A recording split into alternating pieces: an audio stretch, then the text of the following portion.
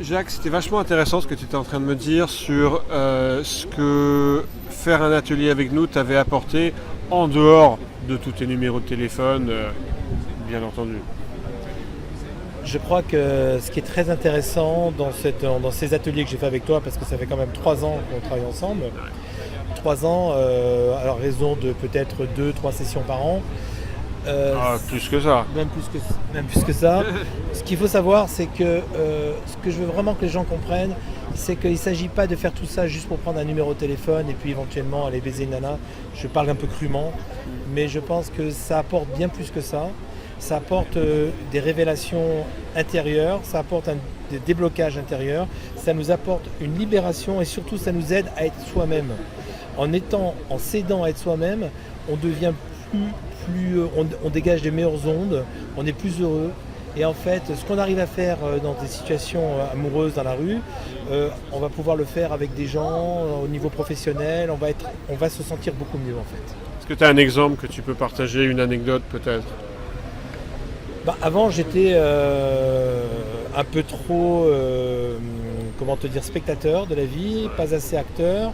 J'osais pas, par exemple, me rebeller lorsque quelque chose ne me convenait pas.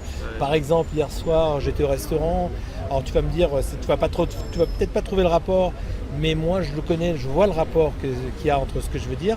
C'est que j'ai attendu 1 heure avant d'être servi et que je me suis tout simplement levé au bar et que j'ai demandé d'arrêter tout simplement le plat et que je n'en avais plus envie et que j'avais juste envie de payer ma consommation. Et en fait, le patron s'est dirigé vers moi, il a sympathisé avec moi, il m'a offert le repas, il m'a dit que c'était vraiment... il m'a présenté toutes ses excuses, mais en fait ça avait l'air de rien cette histoire. Mais c'est quelque chose que j'aurais jamais pu faire avant. Je me sens beaucoup plus libéré en fait. Tu arrives à prendre ta place et, à t'assumer, à t'imposer. J'arrive à prendre ma place et puis je vais surtout montrer aux gens qu'il n'y a pas d'âge. Comme tu le vois, j'ai plus 20 ans, j'ai même plus que 2 fois 20 ans. Je suis divorcé, j'ai 3 enfants et j'entends beaucoup autour de moi des gens de mon âge, 45, 50, 55, qui n'y croient plus, qui pensent qu'aller vers une nana, ça se fait pas, ils attendent bêtement qu'on leur présente quelqu'un, ils ne sont pas moteurs dans leur vie amoureuse. Et justement, ce qu'on apprend avec toi, c'est d'être moteur et sortir surtout cette frustration, qu'on n'ait plus cette frustration intérieure qui nous oblige à vivre simplement d'opportunités et de chances. Mais que c'est nous qui créons les opportunités, c'est nous qui fabriquons notre vie, c'est nous qui sommes moteurs de notre vie. Et tant pis si on ne plaît pas à tout le monde, c'est pas grave, mais au moins on est moteur et au moins on n'a pas de regrets. On va aller vers les gens, on va être content d'y aller, mais tant pis si ça n'a pas marché, si ça a marché, mais au moins on n'a pas de remords. C'est très important. Je suis tellement d'accord. Il y a tellement d'hommes qui, au-delà de la quarantaine, pensent qu'il y a tout un tas d'impossibilités. Or, tu nous l'as montré, Jacques, je l'ai vu avec toi, dans tes interactions que tu as fait devant la caméra. Tu réussis à rencontrer des femmes de quel âge?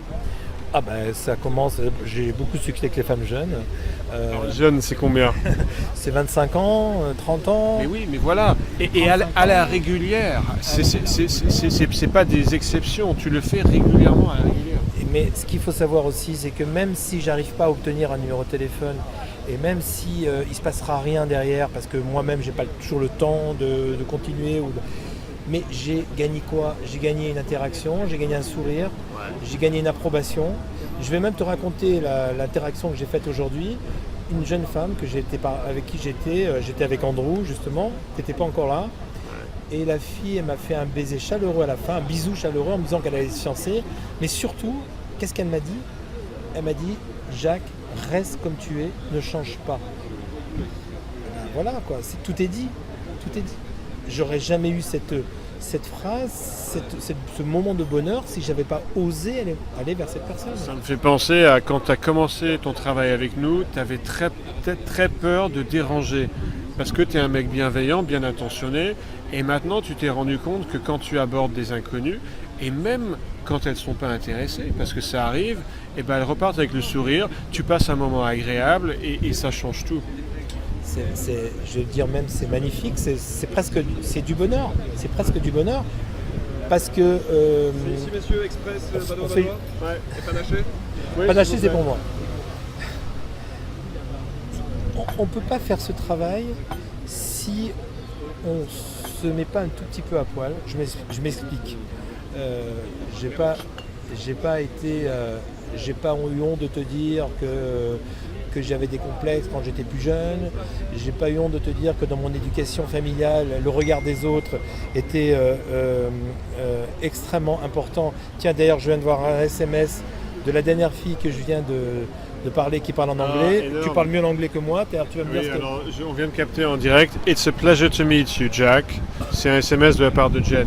Qu'est-ce qu'elle dit en français, tu peux voir. C'était un plaisir de te rencontrer, Jack. Ça, c'est du bonheur pur. Donc, faut... Et ça, je me souviens, cette interaction, tu as fait preuve d'une belle persistance que tu n'aurais jamais eue il y a 2-3 ans. Parce que tu croyais en toi, tu assumais la situation, et voilà, tu as un numéro qui pour la plupart des hommes, parce qu'elle t'a balancé plein d'objections, pour beaucoup d'hommes ça aurait été impossible. Et voilà un dialogue qui commence vers peut-être un rendez-vous autour d'un verre. Et j'ajouterai une phrase un peu philosophique. Le plus grand risque qu'on prend dans la vie, c'est de ne pas en prendre. C'est de ne pas oser. Tu sais que c'est la devise Morning Kiss. Voilà. C'est de ne pas oser. Parce que lorsqu'on n'ose pas, on reste dans sa zone de confort et on n'avance pas. Et au bout du compte, moi je vais te dire quelque chose de très juste. J'ai eu des copains de mon âge et on a tous eu des évolutions différentes. Sincèrement, quand je me vois par rapport à eux et par rapport à certains, je suis fier de mon parcours parce que j'ai pris les rênes en main pour justement aller de l'avant et me mettre en danger. J'aurais pu rester peinard, j'ai 3 enfants, j'ai une ex-femme, je pourrais pu... voilà. Mais c'était pas le but. Le but, c'est justement de prendre des risques parce qu'on on se réalise dans la vie en prenant des risques. On ne peut pas réussir de grandes choses si on ne prend pas de risques. Je vais te donner un exemple. Le plus grand risque que j'ai pris dans ma vie, c'est quand à un moment donné, j'étais marié, salarié avec 2 enfants et que j'ai décidé d'arrêter d'être salarié et de créer mon entreprise. Marié avec 2 enfants, c'est quand même osé, il faut le faire. Bon, à l'époque, je travaillais chez IBM, j'étais cadre supérieur et je gagnais très bien ma vie. Mais ça ne m'a pas empêché de prendre le risque. Ce risque-là, je bénis chaque jour de ma vie de l'avoir pris. Voilà. Je t'ai souvent raconté de ma plus belle histoire d'amour que j'ai vécue un jour en sortant du Monoprix, cette fameuse belle brune que j'ai croisée. Bon, j'étais aidé. À l'époque, j'avais fait aucun séminaire avec toi, j'avais rien fait du tout. Ma mère m'avait beaucoup aidé parce qu'elle a le contact très facile. Et donc c'était facile. Cette fille, je n'aurais jamais eu accès à cette personne-là si j'étais resté dans un état d'esprit dans lequel j'étais depuis longtemps. C'est-à-dire que j'ai osé, mais ça c'était vraiment un coup de chance. Mais maintenant, j'ai plus d'excuses. Maintenant, si quelqu'un... À l'époque, c'était un coup de chance. Aujourd'hui, tu sais provoquer les choses de façon délibérée, de façon répétée et de façon robuste. Et tu n'as pas besoin d'attendre le coup de chance. Et c'est d'autant plus vrai, c'est que je te disais tout à l'heure que quand je me promène avec toi et Andrew, j'ai vraiment, et je le dis sincèrement, j'ai 2 experts avec moi, 2 experts de séduction, et je me hisse à votre niveau le plus près possible. Parfois même, j'arrive presque à votre niveau. Mais ce qu'il faut savoir, c'est que dans la vraie vie, quand je rencontre des copains avec qui je sors et que je les vois faire, je mesure le chemin que j'ai parcouru par rapport à eux.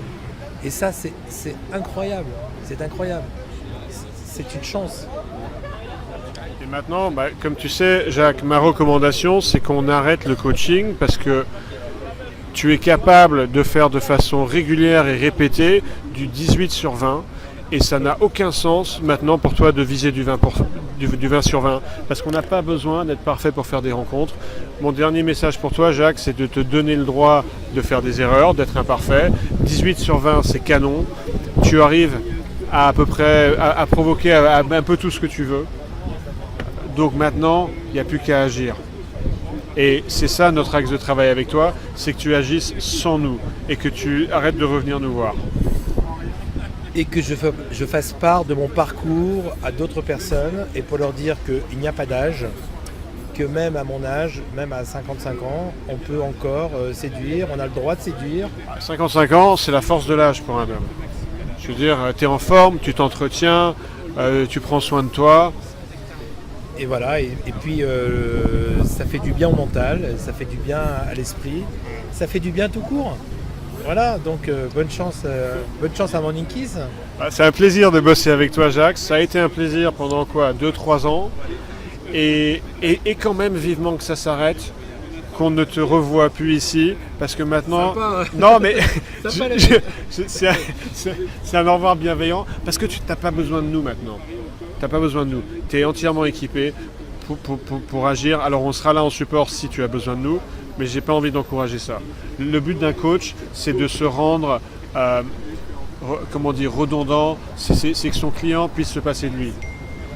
Si je peux me permettre une dernière chose, je te ferai part de mes expériences, de mon vécu, de mes réflexions sur le sujet, et j'espère que ça pourra peut-être apporter encore un peu plus d'eau à ton moulin et puis d'avoir encore plus de choses à raconter, parce que l'expérience du terrain, c'est quand même la plus belle expérience.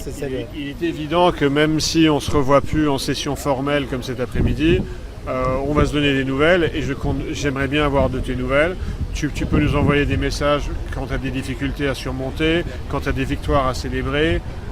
Voilà, ça fait un moment qu'on bosse ensemble, ça rapproche. Je peux dire une dernière phrase, c'est que les femmes me disent une phrase qui est très marrante. C'est que quand je leur parle de l'interaction que j'ai eue avec elles et que je leur dis mais j'ai bien fait d'être venu te parler, la preuve c'est qu'aujourd'hui voilà ce qui se passe, elles me disent une phrase qui est plutôt une phrase masculine, mais je la dis, toi au moins, elles me disent toi au moins t'as eu les couilles de venir nous parler. Et c'est une remarque qui revient régulièrement en atelier. Andrew l'autre jour a reçu un SMS avec une femme qui lui disait à quel point elle avait apprécié qu'il prenne son courage entre deux mains, qu'il ait les couilles de l'aborder et que ce serait bien si d'autres mecs pouvaient faire pareil. Et c'est pour ça qu'on pratique avec Andrew et toute l'équipe Morning Kiss un beau métier. Vous faites un métier magnifique, vous vendez du bonheur et je veux surtout, encore une fois, parce que j'arrive pas à me séparer de cette discussion, faire bien comprendre aux gens que ça n'est pas un travail que de drague, mais c'est un travail sur soi qui est beaucoup plus élevé encore et beaucoup plus large qu'on imagine. On fait du développement personnel appliqué au rapport amoureux. C'est du développement personnel. C'est du développement personnel, absolument. Bon, sur ce, on vous dit au revoir et peut-être à bientôt.